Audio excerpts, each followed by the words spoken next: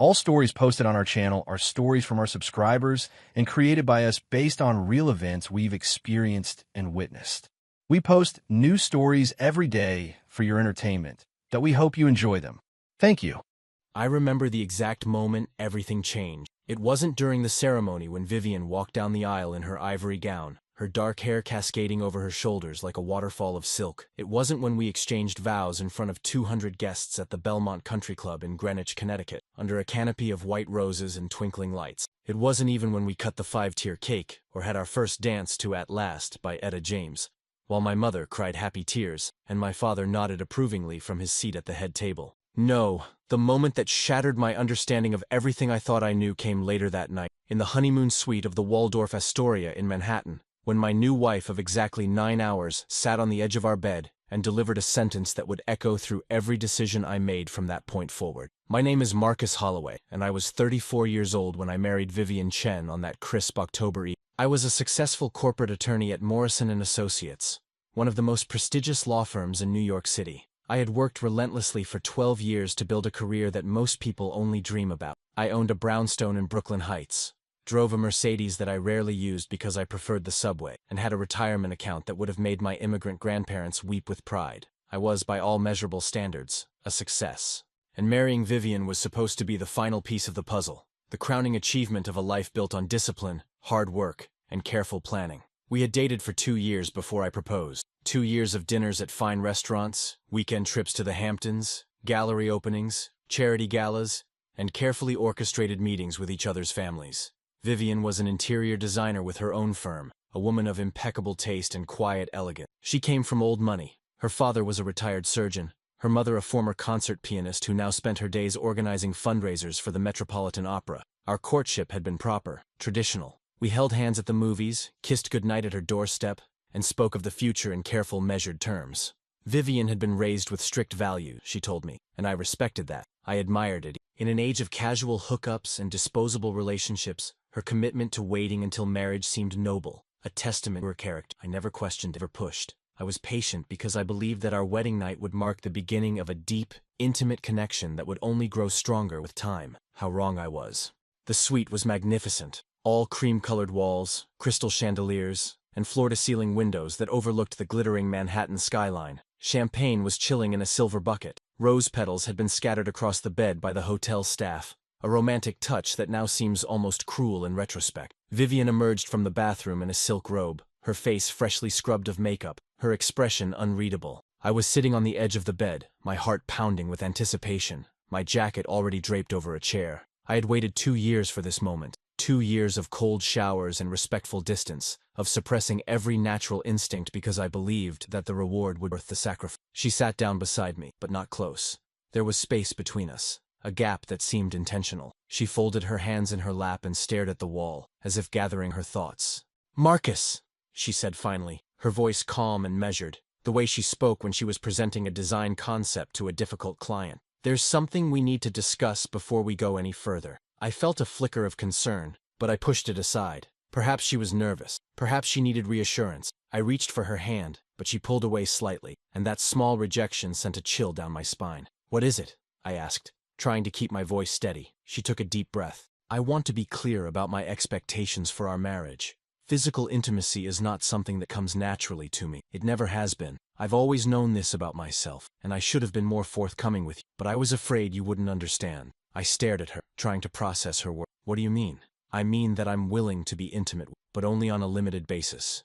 Once a month. That's what I'm comfortable. That's what I can offer." The words hung in the air between us, heavy and incomprehensible. I waited for her to laugh, to tell me this was some kind of wedding night joke, a prank that would dissolve into giggles and kisses and everything I had imagined this night would. But she didn't laugh. She sat there with her hands folded, her expression unchanged, as if she had just told me what time dinner would be served. "Once a month," I repeated, my voice hollow. "Yes, I've given this a lot of thought, Marcus. I know it might not be what you expected, but I believe that with communication and understanding, we can make this work. Many couples have successful marriages without placing excessive emphasis on physical relations. Excessive emphasis. As if wanting to be intimate with your wife was some kind of character. I stood up and walked to the window, staring out at the city lights without really seeing them. My mind was racing, trying to reconcile the woman I thought I had married with the stranger sitting on the bed behind me. Why didn't you tell me this before? I asked, and I was proud that my voice didn't shake. We've been together for 2 years. We talked about everything, our careers, our families, where we wanted to live, how many children we wanted. We talked about the future for hours, Vivi. Why didn't you mention this? Because I was afraid you would leave me. I turned to face her. She was still sitting in the same position, but I thought I saw a flicker of something in her eyes. Fear, perhaps, or resignation. So instead, you waited until we were legally married to spring this on me? I hoped that by then, you would understand how much I love you. I hoped that the strength of our connection would transcend physical needs. Transcend physical needs. And now I could hear the bitterness creeping into my voice. Do you hear yourself, Vivian? We're not business partners negotiating a contract. We're supposed to be husband and wife. Marriage is more than just physical intimacy, she said, and there was a defensive edge to her tone now. It's about companionship, partnership, building a life together. My parents have been married for 42 years, and they have a wonderful relationship. And how often are your parents intimate? She flinched. That's none of our business. But my needs are your business. My expectations are something you get to dictate and control. I'm not trying to control you. I'm trying to be honest. Honest? The word came out sharper than I intended. You waited until our wedding night, honest. You let me believe that we were building something real, something mutual, when all along you were planning to ration out intimacy like it was a limited resource. I could see the tears forming in her eyes, and part of me wanted to comfort her. This was still the woman I loved, the woman I had stood before 200 people and promised to cherish. But another part of me, a part that was growing larger with each passing moment, felt betrayed in a way that cut deeper than anything I had ever experienced. I think I need some air, I said, grabbing my jacket from the chair. Marcus, please, let's talk about this. We can figure it out together. But I was already at the door, my hand on the handle, my heart pounding in my chest.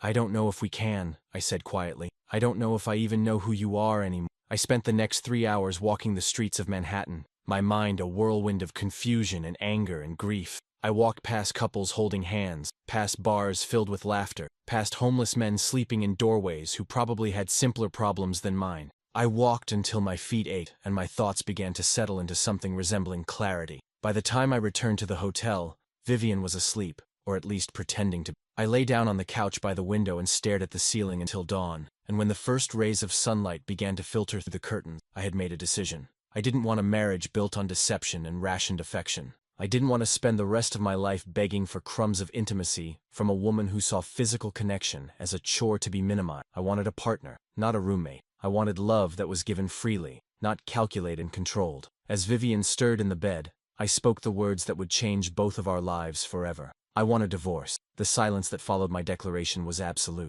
Vivian sat up slowly, her hair disheveled from sleep, her eyes wide with disbelief. For a long moment, she simply stared at me, as if she couldn't quite process what I had said. You can't be serious, she whispered finally. I've never been more serious about anything in my life. She threw off the covers and stood up, her silk robe billowing around her like a cloud. Marcus, this is insane. We've been married for 1 day. You can't ask for a divorce after. Actually, I can, and I am. Because of what I told you last night? Because I was honest about my needs? I laughed, but there was no humor in it. You weren't honest about your needs, Vivian. You were honest about your limitations. There's a difference.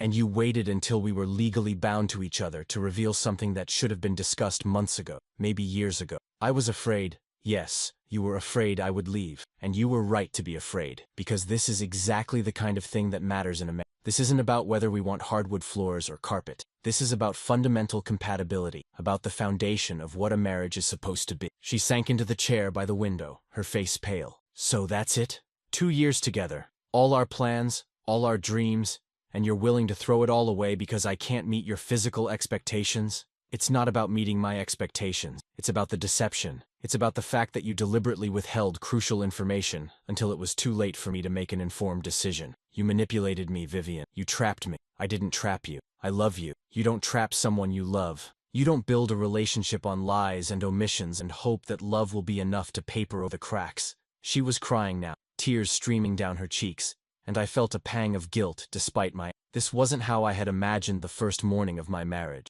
This wasn't how I had imagined any of. What am I supposed to tell my parents? She asked, her voice breaking. What am I supposed to tell everyone who was at the wedding? They'll think I'm a failure. They'll think something is wrong with me. I don't know what to tell you, Viv. I really don't. But I can't stay in a marriage that started with deception. I can't build a life with someone who doesn't trust me enough to be honest about something this important. I packed my suitcase while she watched, silent now, her tears drying on her cheeks.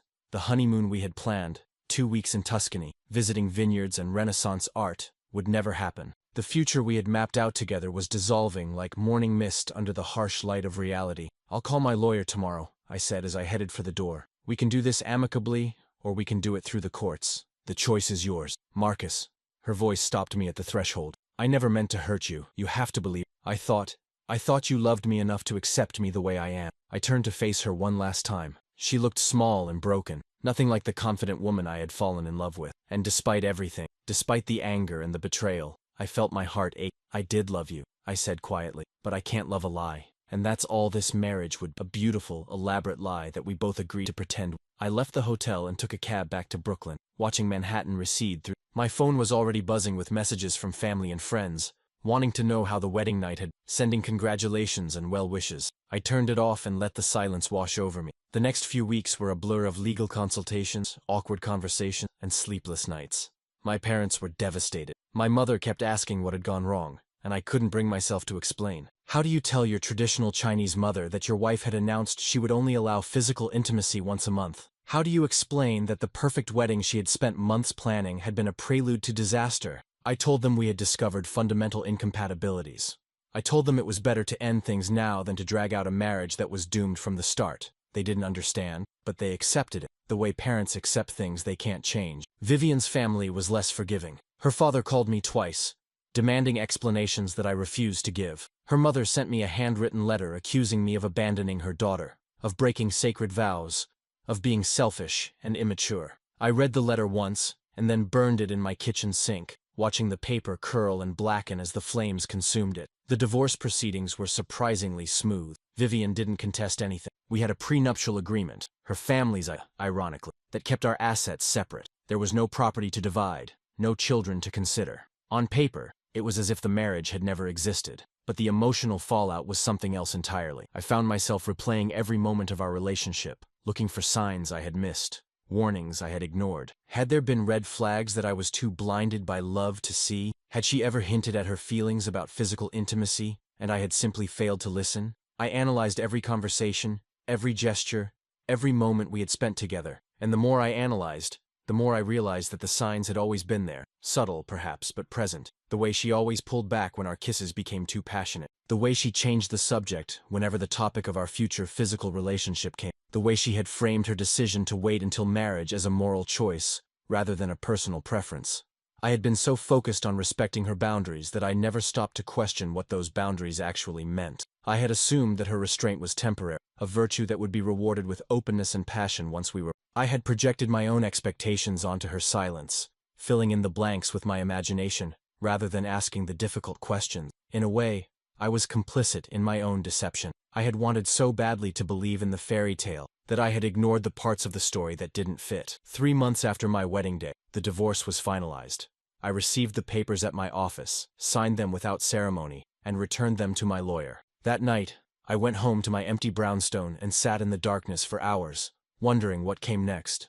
I was 34 years old, divorced, and more alone than I had ever been in my life. The career that had once seemed so important now felt hollow, a collection of achievements that meant nothing without someone to share them with. The future I had planned was gone, replaced by a vast uncertainty that stretched out before me like an ocean without shores. But somewhere in that darkness, I felt something else stirring, a spark of something that might have been hope, or perhaps just survival instinct. I had made a difficult decision, but I had made it with integrity. I had refused to accept a half-life, a marriage built on compromise and unmet needs. Whatever came next, I would face it on my own terms. I would rebuild my life, piece by piece, and maybe, someday, I would find what I had been looking for all along. 6 months after my divorce, I tried to convince myself that life had returned to normal. I threw myself into my work with a ferocity that bordered on obsession, arriving at the office before dawn, and leaving long after the cleaning crew had finished their rounds. My billable hours skyrocketed, and my partners at Morrison & Associates were thrilled with my productivity, even as they cast concerned glances in my direction during meetings. "You're going to burn out," my colleague Patricia Wu told me one evening as we shared a bottle of wine in her corner office. Patricia was the firm's lead litigator, a fierce woman in her 50s who had never married and seemed perfectly content with her collection of rescue cats and her annual solo trips to Patagonia. "I've seen it happen to men like they think they can outrun their problems by working themselves to death." "I'm not running from anything," I said. but the words sounded hollow even to my own ears. Of course you are. You're running from that failed marriage and whatever happened to make it fail so quickly. Not that it's any of my business. She refilled my glass and studied me with those sharp eyes that had intimidated countless opposing counsel. But whatever it is, burying yourself in corporate mergers isn't going to fix it. She was right, of course. She usually was. But I didn't know any other way to cope. My entire adult life had been structured around work, around achievement, around climbing the ladder of success. Without that structure, I wasn't sure who I was anymore. My social life had dwindled to almost nothing. Most of my friends had been couple friends, people Vivian and I had met together, whose dinner parties and weekend outings had formed the fabric of our shared existence. After the divorce, those friendships evaporated. It wasn't personal, I told myself. It was just awkward. People didn't know whose side to take, so they took the easy way out and retreated to neutral territory. My best friend from law school, Raymond Ortega, was the exception. Raymond had gone through his own messy divorce 5 years earlier and understood the terrain better than most. He made a point of calling me every week, dragging me out for beers or basketball games or long walks through Prospect Park, where we talked about everything except my failed marriage. You know what your problem is? He asked one Saturday afternoon as we watched the Nets lose. You're too much in your head. You analyze everything to death. Sometimes things just happen, and there's no grand explanation. There's always an explanation, I insisted. Cause and effect. Every outcome has a reason. See, that's lawyer thinking. That's not how life works. Sometimes people are just broken in ways you can't fix. Sometimes two people can love each other and still be completely wrong for each other. I thought about Vivian, about the tears streaming down her face in that hotel room, about the desperation in her voice when she said she loved me. Did she love me? I believed she did in her own way. But her love came with conditions, with limitations, with walls that I could never have scaled no matter how hard I tried. Maybe you're right, I admit. Maybe I'm overthinking it, but I can't help feeling like I missed something, like there was a warning sign I should have seen. Or maybe, Raymond said, clapping me on the shoulder, you need to stop looking backward and start looking forward. The marriage is over. The what-ifs don't matter any. What matters is what you do next. What I did next, as it turned out, was start going to therapy. It wasn't my idea. My mother suggested it, in that gentle but insistent way she had, that made it impossible to. She knew a psychiatrist, a friend of a friend, a woman named Dr. Evelyn Rhodes who specialized in relationship issues and life transitions. I was skeptical at first. I had always prided myself on being able to solve my own problem, on being self-sufficient and emotionally resilient. The idea of paying someone to listen to my complaints felt indulgent, almost shameful. But after 3 months of sleepless nights and grinding anxiety, I was willing to try anything. Dr. Rhodes's office was in a quiet building on the Upper West Side, all warm colors and soft lighting, and strategically placed boxes of tissues. She was a small woman in her 60s, with silver hair and kind eyes that seemed to see right through my carefully constructed defenses. Tell me about your marriage, she said in our first session, and something about her voice, calm, unhurried, genuinely curious, made me want to answer honestly. So I told her everything. I told her about the 2 years of courtship, the careful respect I had shown for Vivian's boundary, the wedding and the wedding night, and the devastating revelation that had followed. I told her about my anger, my sense of betrayal, my decision to end the marriage before it had really begun. When I finished, she was quiet for a long moment. Then she asked a question that I hadn't expected. What were you hoping to find in marriage, Marcus? I blinked. What do you mean? The usual things. Companionship, love, a family, eventually. And intimacy? Where did that fit into your hopes? Of course intimacy was important. That's why I was so upset when Vivian told me. I understand why you were upset. What I'm asking is deeper than that. What does intimacy mean to you? Not just physically, but emotionally. What were you looking for that you didn't have? The question stopped me cold. I had spent so much time focusing on what Vivian had denied me that I hadn't really examined what I was seeking in the first place. Was it just physical release? That seemed too simple, too reductive. Was it validation, connection, a sense of being truly known and accepted by another person? I don't know, I admitted finally. I thought I knew, but now I'm not sure. Dr. Rhodes smiled gently. That's a good place to start. Often we enter relationships with unconscious expectations, patterns inherited from our families, or formed by our early experiences. Understanding those patterns can help us make better choices in the future. Over the following months, we unpacked those patterns together. I talked about my parents' marriage, traditional, stable, but not particularly affectionate. I talked about my first girlfriend in college, who had broken my heart when she left me for someone more spontaneous and fun. I talked about the string of relationships that followed, each one ending when the initial passion faded and I grew bored or restless. You chose Vivian because she was safe, Dr. Rhodes observed one day. She represented stability, predictability, a certain kind of respectability. But safety isn't the same as compatibility, and respectability isn't the same as passion. So what are you saying? That I should look for someone dangerous and unstable? She laughed. Not at all. I'm saying that you need to understand what you really want before you can find someone who can provide it. And that requires being honest with yourself about your needs, even the ones that feel uncomfortable or inconvenient. It was hard advice to follow. I had spent my entire life being the responsible one, the reliable one, the man who did what was expected and never complained. Opening myself up to my own desires felt risky, even reckless. But I was beginning to realize that playing it safe hadn't gotten me anywhere. As the first anniversary of my wedding and divorce approached, I made a decision.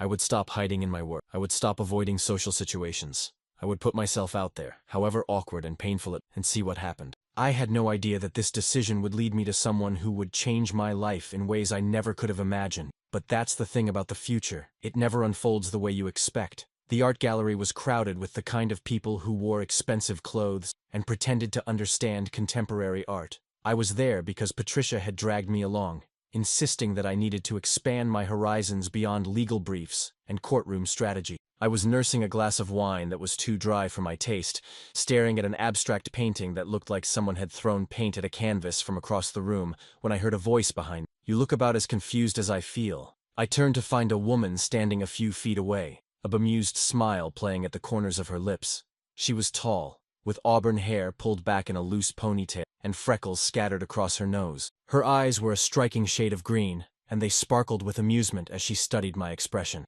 Is it that obvious? I asked. You've been staring at that painting for 5 minutes with your brow furrowed like you're trying to solve a particularly difficult math problem. She stepped closer, tilting her head to examine the artwork. For what it's worth, I don't get it either. I think it's supposed to represent the fragmentation of the modern psyche or something like that. The fragmentation of the modern psyche, I repeat. That's a lot of weight for some splatters of red and yellow paint. She laughed, and the sound was like music, bright and genuine, and utterly unself-conscious. Tell me about it. I'm only here because my sister is one of the featured art. I feel obligated to show support, even if I secretly think her stuff looks like it was made by a talented kindergarten. Which pieces are hers? She pointed to a series of sculptures in the corner, twisted metal forms that actually had a certain elegance to those. They're supposed to represent the human struggle against conformity. Or maybe it's the struggle for conformity. I can never remember. They're beautiful, I said honestly. Much better than the paint splatters. I'll tell her you said that. She'll be thrilled to have won over at least one skeptic. She extended her hand. I'm Scarlett, by the way. Scarlett Brennan. Marcus Holloway. Her handshake was firm and warm. And I'm not really a skeptic, just a Philistine who knows nothing about art. That makes two of us. I'm a physical therapist. The only art I understand is the art of helping people walk again after knee surgery. We talked for over an hour, drifting from the gallery into a nearby coffee shop when the wine and pretension became too much to bear. I learned that Scarlett was 31, had grown up in Boston, and had moved to New York 5 years ago for a job at a prestigious rehabilitation center. She loved hiking, terrible horror movies, and cooking elaborate meals that she usually ended up eating alone because her schedule was so unpredictable. What about you? She asked, stirring honey into her tea. What's your story, Marcus Holloway? I hesitated. The question seemed simple enough, but answering it meant acknowledging parts of my recent past that I wasn't sure I was ready to share with a stranger. I'm a corporate lawyer, I said finally. I work too much, I don't have enough hobbies, and I recently went through a divorce I'm still trying to make sense of. She nodded, her expression thoughtful but not pitying. That sounds rough. How recently? About a year ago. It was a short marriage. Very short. Do you want to talk about it? Or would you rather change the subject to something less depressing, like the weather or the Yankees' chances this season? I laughed despite myself. Let's go with the Yankees. I'm not sure I know you well enough to unload my marital trauma just yet. Fair enough. But for the record, I'm a Red Sox fan, so we might have to end this conversation right here. A Red Sox fan? In New York? That's bold. I prefer to think of it as principled. Once a Bostonian, always a Bostonian. The conversation flowed easily, bouncing from sports to travel to our favorite restaurants in the city. There was something refreshing about talking to Scarlett, a lack of pretense that I hadn't realized I had been missing. She said what she thought, laughed at her own jokes, and didn't seem to be performing for anyone's approval. When we finally parted ways, exchanging phone numbers with promises to meet up again soon, I felt something I hadn't felt in a long time. Hope. It wasn't romantic hope. Not exactly. It was more like the hope that comes from realizing the world might be bigger than you thought, that there might still be connections waiting to be made, experiences we had. I called Raymond on my way home and told him about meeting Scarlett. He was predictably enthusiastic. Finally, a woman who isn't part of the high society circuit. A normal person with normal interests. This is progress, It wasn't like that, I protested. We just talked. I'm not even sure if it was flirting. Trust me, it was flirting. You just don't recognize it anymore because you've been out of the game so long. Ask her out. Take her to dinner. See what happens. It's too soon. I'm not ready. You'll never be ready if you keep waiting for the perfect moment. The perfect moment doesn't exist. You just have to jump and hope the water is deep enough. I thought about his words as I lay in bed that night, staring at the ceiling that had become so familiar during my months of insomnia. Was I ready? Could I open myself up to someone new without dragging all my baggage along with me? Could I trust again after what Vivian had done? The questions circled in my mind like vultures, but for the first time, they weren't accompanied by the crushing weight of despair. Instead, there was a flicker of something lighter, something that felt almost like anticipation. Maybe Raymond was right. Maybe it was time to jump. I waited a week before calling Scarlett, mostly because I was terrified. The last time I had been on a first date, I was 31 years old, and about to begin a relationship that would end in the most painful disappointment of my life. The stakes felt impossibly high, even though rationally I knew that one dinner couldn't determine the course of my entire future. She answered on the third ring, her voice slightly breathless. Marcus, I was starting to think you'd forgotten about me. Never. I wanted to give it some time. I didn't want to seem too eager. Playing it cool, very mysterious. I could hear the smile in her voice. So, is this the call where you ask me to dinner? Or are you just checking to see if I still remember your name? I laughed, some of my nervousness dissipating. It's the dinner call. If you're interested, I'm interested. Name the place and time, and I'll be there. I chose a small Italian restaurant in the West Village, a place I had discovered during my darker days when I was eating alone most nights, and needed somewhere that felt welcoming rather than pitying. The owner was a boisterous man named Giuseppe, who remembered every customer's name and insisted on recommending dishes, as if your life depended on making the right choice. Scarlett arrived wearing a simple green dress that matched her eyes and a pair of heels that she admitted were already killing her feet. I should have worn flats, she said as we settled into our seats. But I wanted to make a good impression. You could have shown up in a burlap sack and I would have been impressed, I said honestly. You're here. That's what matters. Dinner was everything I had hoped for, and nothing like what I had feared. There were no awkward silences, no painful stretches of small talk about the weather or work. Instead, we fell into conversation as easily as if we had known each other for years, discussing everything from our childhood memories, to our most embarrassing moments, to our theories about the meaning of life. I learned that Scarlett had almost become a professional dancer before a knee injury in college derailed her plans. Rather than wallowing in disappointment, she had channeled her experience into helping others recover from similar setbacks. I figured if I couldn't dance myself, I could at least help other people get back to doing what they love, she explained. It's not the life I imagined, but it's a good life. Do you ever regret it? The path not taken? She considered the question seriously, swirling the wine in her glass. Sometime. On quiet nights when I hear music that reminds me of performances I'll never give. But regret is a trap, isn't it? You can spend your whole life mourning the person you might have been, or you can embrace the person you actually are. Her words struck a chord deep within me. I had been mourning, not just my marriage, but my image of myself as someone who had everything figured out. The divorce had shattered that image, leaving me uncertain and adrift. I think I've been stuck in regret mode for a while, I admitted. My divorce. It wasn't just the end of a marriage, it was the end of a whole idea of who I was supposed to be. I'm still trying to figure out who I am now. Scarlett reached across the table and touched my hand gently. That sounds incredibly hard, but for what it's worth, the person you are now seems pretty great to me. Thoughtful, honest, a little sad around the edges, but not broken. Whatever happened in your marriage, it didn't destroy you. It came close, I said quietly. For a while there, I wasn't sure I was going to survive. But you did survive. You're here, having dinner, trying to connect with another human being despite all the reasons you have to be afraid. That takes courage, Marcus. Don't underestimate that. The evening ended with a long walk through the village, past jazz clubs and bookstores and couples holding hands on street corners. When we reached her subway stop, Scarlett turned to face me, her expression soft in the glow of the streetlight. I had a really good time, she said. Better than I expected. Me too.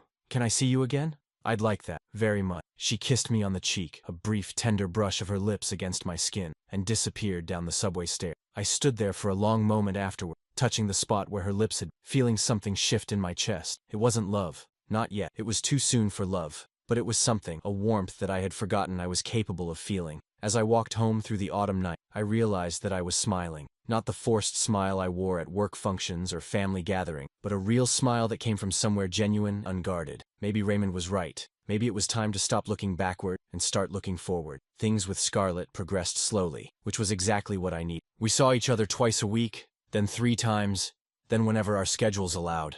We cooked dinner together in my brownstone, went to movies and concerts, took long walks in Prospect Park on Sunday mornings. She was patient with my hesitations, understanding when I pulled back at moments of emotional intensity. "Take your time," she told me when I apologized for my guardedness. "I'm not going anywhere." But even as our relationship deepened, I couldn't escape the shadows of my past. The divorce had been finalized for almost 2 years, but Vivian still haunted me in ways I didn't fully understand. I found myself comparing Scarlett to her constantly, not because they were similar, but precisely because they were so different. Where Vivian had been reserved and careful, Scarlett was open and spontaneous. Where Vivian had maintained rigid boundaries, Scarlett seemed to have none. She told me she loved me after 4 months, without hesitation or qualification. She initiated physical affection freely, naturally, as if it were the most obvious thing in the world. At first, this openness felt like a gift. After years of carefully measured intimacy, Scarlett's warmth was like stepping into sunlight after a long winter. But gradually, doubt began to creep in. I found myself waiting for the other shoe to drop, for the revelation that would shatter everything the way Vivian's announcement had shattered my wedding night. "You're holding back," Scarlett observed one evening as we lay together in my bed. "I can feel it. There's a part of you that won't let me in." I wanted to deny it, but she was right. Despite everything, the therapy, the time, the genuine connection I felt with her, I was still protecting myself, still bracing for betrayal. "I'm sorry," I said. "I'm trying. I know you are. But Marcus, I'm not her. Whatever your ex-wife did to hurt you, I'm not going to do that. I'm not capable of that kind of calculation. It's not about calculation. It's about trust. And trust is hard for me." She propped herself up on one elbow, studying my face. "Tell me about her. Tell me what happened. I've never pushed because I figured you'd share when you were ready. But I think we need to talk about this, if we're going to move forward." So I told her everything. The 2 years of courtship, the wedding night, the devastating revelation, the decision to end the marriage before it had really. I told her about the anger and the grief and the months of therapy that had helped me understand my own patterns. When I finished, Scarlett was quiet for a long moment. Then she said something I hadn't expected. "That sounds incredibly painful. For both of you." "For both of us?" "Yes. Don't get me wrong, what she did was wrong. She should have told you the truth long before you got married. But imagine being her, knowing that something about you might make the person you love walk away. Imagine carrying that secret and hoping that love would be enough to overcome it. I hadn't thought about it that way before. In my narrative, I was the victim and Vivian was the villain. But what if the truth was more complicated? "It doesn't excuse what she did," I said slowly. "But I think I understand what you're saying. I'm not asking you to forgive her. I'm asking you to stop letting her ghost dictate your future. What happened between you and Vivian is over. It has no bearing on what happens between us unless you let." I pulled her close, breathing in the familiar scent of her. "You're right. I know you're right. It's just hard. Most things worth doing are hard, but we do them anyway." That conversation marked a turning point. I made a conscious effort to be more present with Scarlett, to stop filtering every interaction through the lens of my past experiences. It wasn't easy. Old habits die hard, but gradually, I began to let my guard down. And as I did, I discovered something wonderful. Scarlett was exactly who she appeared. There were no hidden agendas, no secret reservations, no walls waiting to spring up between us. She loved me openly and completely, and she expected nothing less in return. For the first time in my adult life, I was in a relationship built on transparency and mutual respect. It felt foreign at first, almost uncomfortable in its honesty, but it also felt right in a way that nothing else ever had. I ran into Vivian on a rainy Tuesday afternoon in November. I was walking back to my office from a meeting when I saw her standing under an awning, checking her phone, as elegant as ever in a camel-colored coat and designer heels. My first instinct was to cross the street, to avoid any interaction altogether. But before I could act on that impulse, she looked up and our eyes met. "Marcus," she said, and her voice was exactly as I remembered it. Cool, controlled, betraying nothing. "Vivian." I stopped a few feet away, close enough for conversation, but not close enough for anything more intimate. "How are you?" "I'm well. You look good. Thanks. So do you." An awkward pause stretched between us. We were two people who had once promised to spend our lives together, reduced to stilted small talk on a street corner. The absurdity of it was almost laughable. "I heard you're seeing someone," Vivian said finally. "My mother ran into your mother at some charity event." She mentioned it. "Yes. Her name is Scarlett. We've been together about 8 months. That's nice. I'm happy for you." Was she? Her expression gave nothing away. But then it never had. That was part of the problem. "What about you?" I asked, because it seemed like the polite thing to do. "I've been focusing on my work. The business is doing well." We landed some major clients this year. She hesitated, then added, I've been seeing a therapist, trying to understand things. That's good. Therapy can be helpful. Another pause. The rain was picking up, and I was getting wet despite the umbrella I was holding. I needed to end this conversation, to walk away, and return to the life I had built without her. But something held me back, a question I had never asked, a piece of the puzzle that was still missing. Why did you really do it? I heard myself say. Why did you wait until after the wedding to tell me? She looked away, and for a moment I thought she wouldn't answer. Then, in a voice so quiet I had to strain to hear it over the rain, she said, because I was terrified of being alone. My whole life, people have told me something is wrong with me. My mother, my exes, everyone. I thought that if I could just get someone to commit, if I could get past the wedding and start building a life together, things would work out. I thought love could change me. But love doesn't work like, I said gently. It can't change who we fundamentally are. I know that now. I should have known it then. She finally met my eyes again, and I was surprised to see tears glistening there. I'm sorry, Marcus.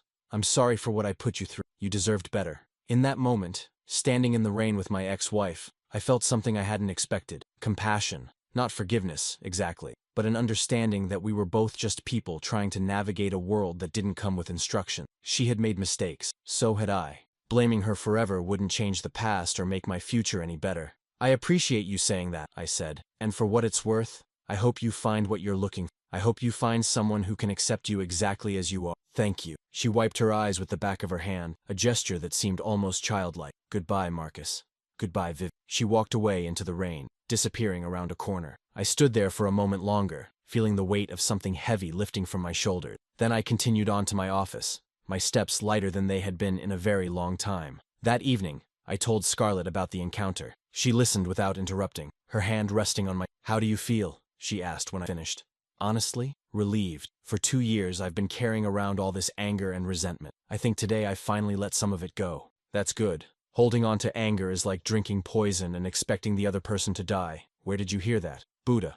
Or maybe Oprah. I can never remember. She grinned, and I couldn't help but laugh. I love you, I said, the words coming easily. Have I told you that lately? You can always tell me again. Spring arrived early that year, and with it came a sense of renewal that I hadn't felt in ages. Scarlett and I had settled into a comfortable rhythm, spending most weekends together and talking about the possibility of moving in together when her lease expired in the fall. But life, as I was learning, had a way of disrupting even the most carefully laid plans.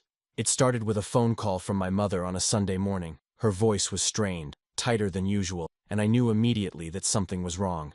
It's your father, she said. He had a heart attack last night. He's in the ICU at Mount Sinai. The next few hours were a blur. I threw on clothes, grabbed my keys, and drove to Manhattan, running red lights and ignoring speed limit. By the time I reached the hospital, my mother was in the waiting room with my younger sister, Meredith, both of them looking pale and exhausted. They're doing surgery now, Meredith told me. The doctors say it's serious. A major blockage in one of the arteries. They're trying to clear it, but...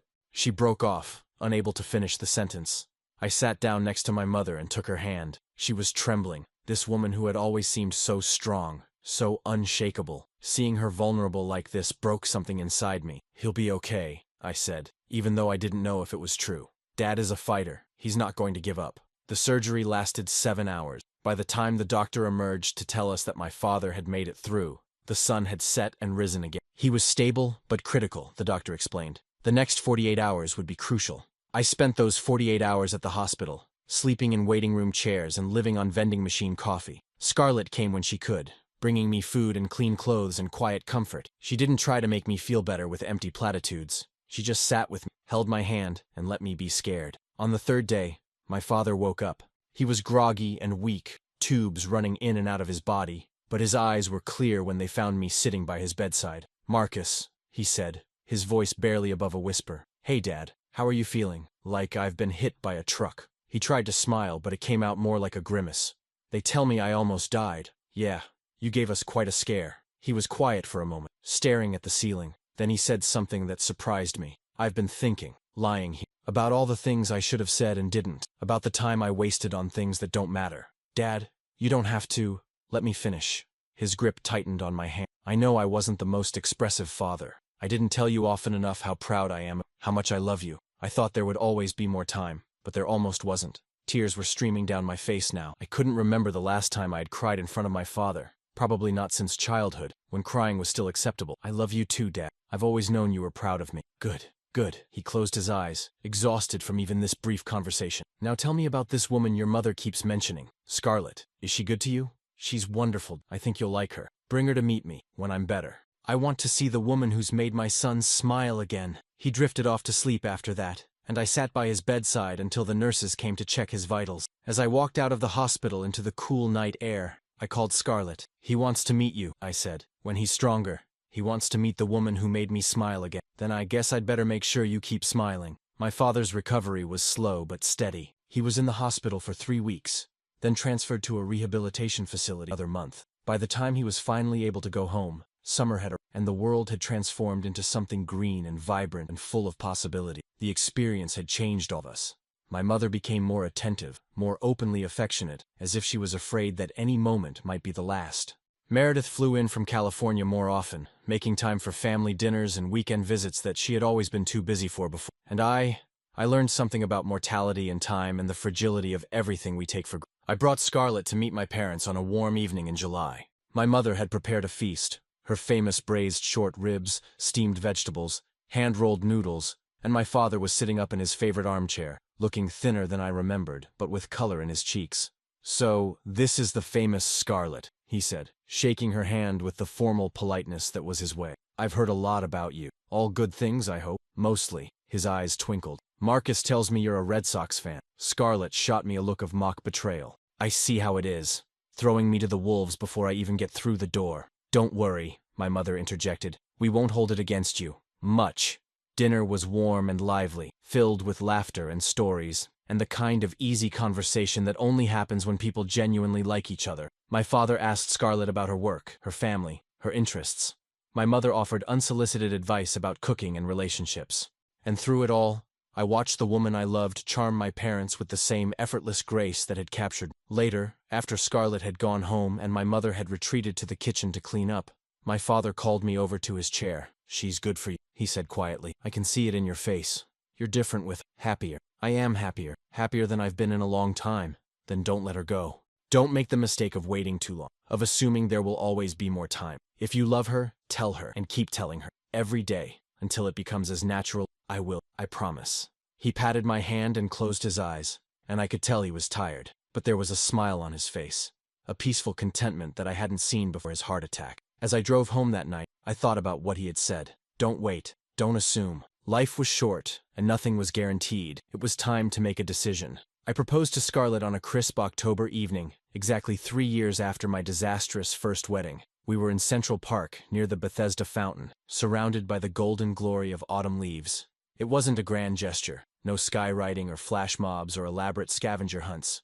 Just me, on one knee, holding a ring that had belonged to my grandmother. "I've been trying to figure out what to say," I began, my voice shaking slightly despite all my preparation. "I've written and rewritten this speech a dozen times, trying to find the perfect words.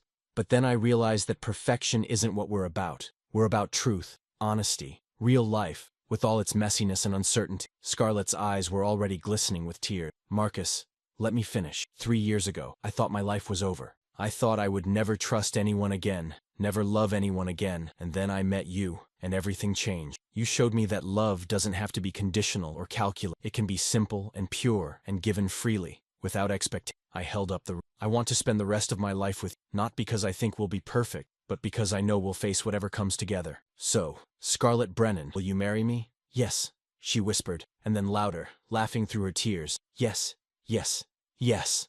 I slipped the ring onto her finger and stood up to kiss her, and at that moment, the world felt exactly right. All the pain and doubt and fear that had plagued me for so long seemed to dissolve, replaced by a joy so profound it almost hurt. We walked through the park for hours afterward, talking about the future, where we would live, what kind of wedding we wanted, whether we wanted children. It was a conversation I had thought I would never have again, a future I had given up on believing in. That night, lying in bed with Scarlett sleeping peacefully beside me, I whispered a silent thank you into the darkness. Thank you for second chances. Thank you for resilience. Thank you for the courage to try again. Planning our wedding was nothing like planning my first one. With Vivian, every detail had been meticulously orchestrated, from the color of the napkins to the exact placement of each table. With Scarlett, the approach was entirely different. "I don't want anything fancy," she told me when we sat down to discuss the logistics. "Just the people we love, good food, and maybe some dancing." That's all that matters. What about the venue, the flowers, the photographer?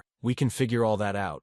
But I don't want to spend the next 6 months obsessing over font choices and seating arrangements. Life is too short for that. So we kept it simple. We booked a small venue in Westchester, a converted barn on a property owned by friends of Scarlett's. We hired a local caterer who specialized in farm-to-table cuisine. We asked Raymond to officiate, which delighted him. Me? A minister? He said when I asked.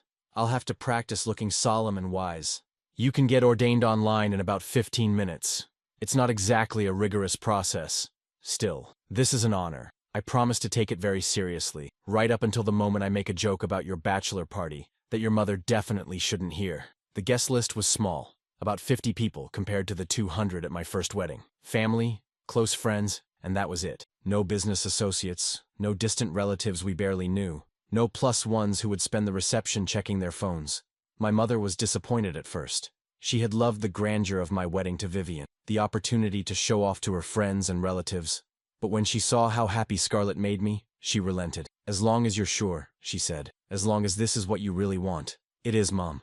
This is exactly what I want. The months leading up to the wedding were the happiest of my life. Not because everything was perfect, there were still stresses and disagreements and moments of doubt, but because I knew, deep in my bones, that I was making the right decision. Scarlett was my partner in every sense of the word. We communicated, we compromised. We laughed at the same jokes and supported each other through the hard times. I had finally found what I had been searching for all along. The morning of our wedding dawned clear and cold, with frost on the grass and a sky so blue it almost hurt to look. I woke up in my childhood bedroom. We had decided to follow the tradition of spending the night before apart, and lay there for a moment, savoring anticipation. My father came in to check on me around 8 o'clock. He was moving more slowly these days, his heart attack having left him more cautious and deliberate, but his eyes were bright with. Big day, he said, sitting down on the edge of the bed. Yeah, big day. Are you nervous? I considered the question seriously. Not really. I mean, there's normal wedding day jitters, nothing like before. He nodded, understanding what I wasn't saying. You've grown a lot, son, these past few years.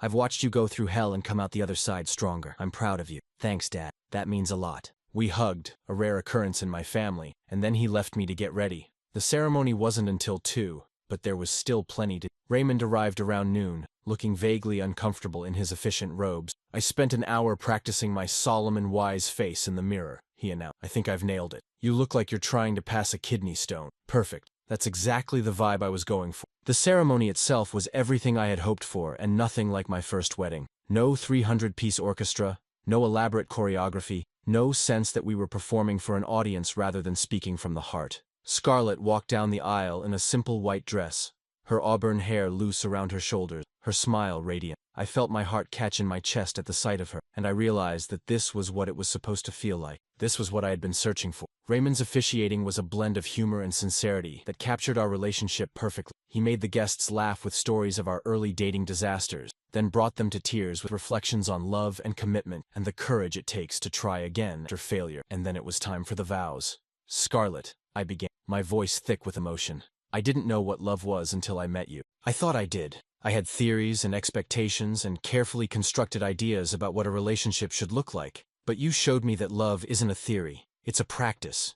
It's waking up every day and choosing to be kind, to be present, to be honest. It's messy and imperfect and absolutely worth it. She was crying now, and so was half the audience. But I pressed on. I promised to love you without condition. I promised to communicate with you even when it's hard, especially when it's hard. I promise to build a life with you based on trust and respect and mutual joy. You are my partner, my best friend, and my greatest gift. I will spend the rest of my days proving worthy of that gift. Scarlett's vows were equally moving, a testament to patience, to second chances, to the kind of love that heals rather than wounds. By the time we exchanged rings and kissed as husband and wife, there wasn't a dry eye in the barn. The reception was joyous and chaotic, filled with dancing and toasts and speeches that ranged from heartfelt to hilariously inappropriate. My father gave a brief but powerful address about the importance of cherishing every moment, his voice cracking only once. Scarlett's sister told embarrassing stories from their childhood that made us all laugh until our sides ached. And through it all, I held Scarlett's hand and thought, this is it. This is what happiness feels like. Our honeymoon was 2 weeks in Portugal, Lisbon, Porto, and a small village in the Algarve, where we rented a cottage overlooking the sea. It was nothing like the elaborate Italian tour I had planned for my first honeymoon. Instead of packed itineraries and 5-star hotels, we had lazy mornings, long walks, and simple pleasures. I could stay here forever, Scarlett murmured one evening as we watched the sunset from our terrace. Just the two of us, away from everything. We could run away from all our responsibilities, become beach bums. You'd go crazy within a month. You need problems to solve, challenges to overcome. She knew me so well. It was one of the things I loved most about. Fine, we'll go back to real life, but let's promise to come here again. Every year maybe. Our own little tradition. Deal. We flew back to New York, and life resumed its normal rhythms.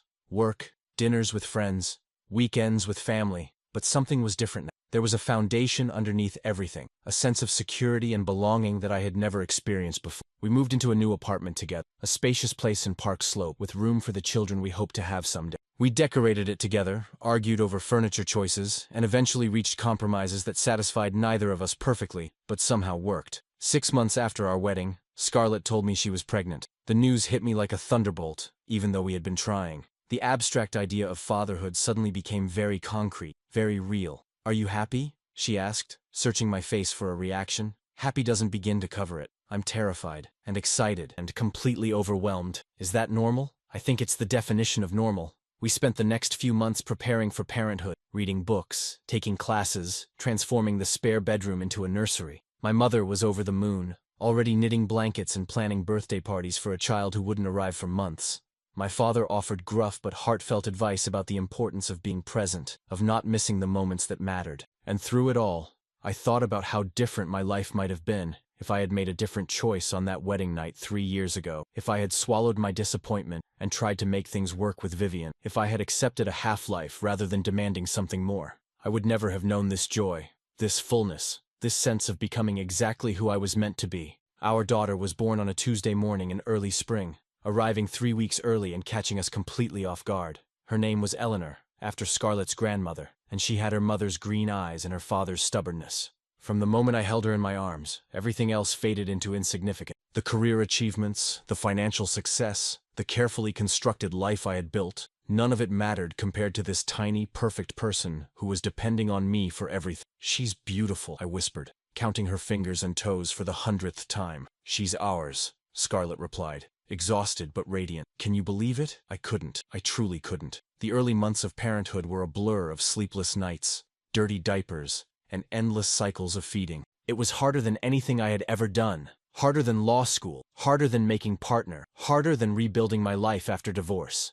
But it was also more rewarding, more profound, more utterly transformative. I learned to function on 4 hours of sleep. I learned to find meaning in the smallest victory, a successful nap, a genuine smile, the first time Eleanor reached for my finger and held on. I learned that love wasn't just a feeling, it was a choice you made every single day, even when you were exhausted and overwhelmed and questioning everything. One night, about 6 months after Eleanor was born, I found myself unable to sleep. I slipped out of bed and went to the nursery, where my daughter was sleeping peacefully in her crib. I stood there in the darkness, watching her chest rise and fall, and thought about the journey that had brought me to this moment. The pain of my first marriage, the despair of my divorce, the slow, difficult process of healing and growth, meeting Scarlett, learning to trust again, building a life based on honesty and mutual respect. Every step had been necessary. Every wound had taught me something. Even Vivian, especially Vivian, had played a role in shaping the man I had become. I thought about her sometimes, wondered how she was doing. I hoped she had found peace, had found someone who could accept her limitations and love her anyway. Everyone deserved that kind of acceptance, even people who had hurt us. But those thoughts were fleeting now, ghosts from a past that no longer haunted me. My life was here, in this apartment, with this woman and this child. My legacy wouldn't be measured in billable hours or legal victory. It would be measured in the love I gave, the moments I was present for, the life I built with intention and care. As I stood there in the nursery, my daughter sleeping, my wife dreaming in the next room, I felt a sense of gratitude so profound, it almost brought me to my knees. I had been given a second chance, not just at love, but at everything, at being the person I wanted to be, at living the life I was meant to live, and I intended to make the most of it. The years that followed were filled with the ordinary magic of family life. Eleanor learned to walk, to talk, to argue with the same stubborn persistence that characterized both her parents.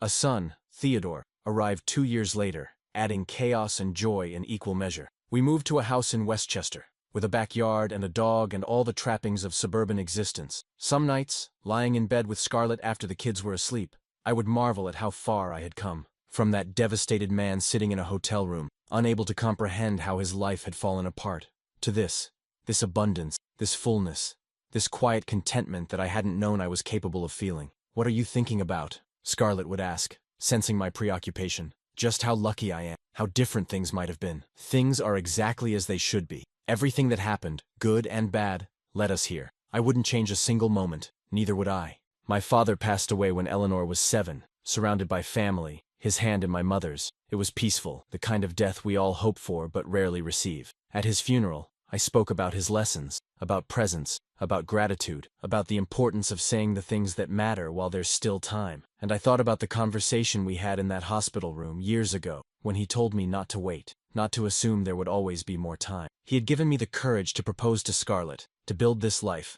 to become the man I was now. His legacy lived on in me, and someday it would live on in my children. That's the thing about life. It's not a straight line. It's full of detours and dead ends and unexpected turns that lead you places you never imagined. The key is to keep moving forward, to keep believing that something better is waiting around the corner. I had learned that lesson the hard way, and I would spend the rest of my days being grateful.